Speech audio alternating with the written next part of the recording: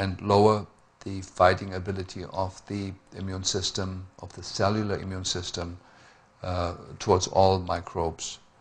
There's a relationship also with biotin, and the most important, maybe most important relationship is that with reduced glutathione, the more you're excreting this compound, the more you're losing reduced glutathione, the primary antioxidant in our system, that is sort of associated with life expectancy. The more glutathione you have, the longer you live, the less the cause of all types of death in a population.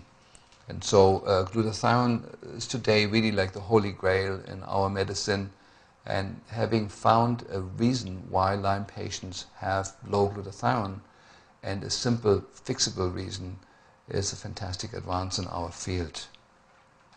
Well, there's a simple urine test that I mentioned.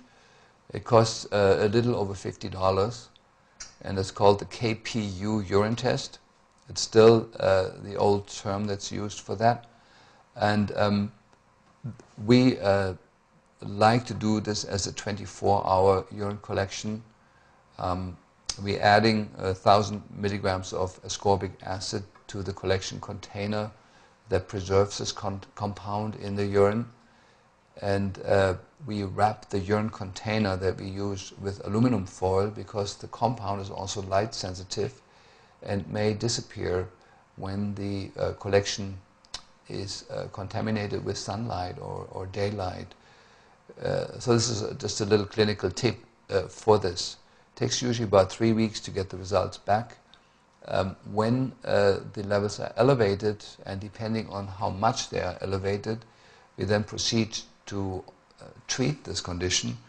But there is a certain structure that sort of evolved in looking at the different issues that are important here. One is, I realized that probably the most important human issue is the issue of autonomy. That every one of us needs to learn how to be our own healer, how to find happiness, find our own walk in life that is just the right one for us, find our own destiny, which I do truly believe is predetermined. And no therapist can help us finding ours. They can tell us how they found theirs, but they can't really guide us towards ours, because it has to be a very individual path. And so one thing I learned in psychotherapy, that it is kind of dangerous or not helpful to patients to install in a patient my own ideas. I need to learn how to pace the patient, how to see where are they going, what walk are they walking, what is their life about, and how can I help them to find their own without me intruding into their own path. So I was asking maybe slightly different questions in that way than what is commonly asked, at least amongst the physicians and practitioners that I know. So what emerged for me, the first issue that needs to be dealt with in the psychological realm is trauma. That all of us have a trauma history, starting with the moment of conception, the intrauterine time, our birth, the first couple of years in life, which certainly are more significant than anything else that ever happens later in life, but also the grown-up years. I feel the teenage years are overlooked in psychotherapy as a huge stretch of time with lots of accumulated traumata, minor and major.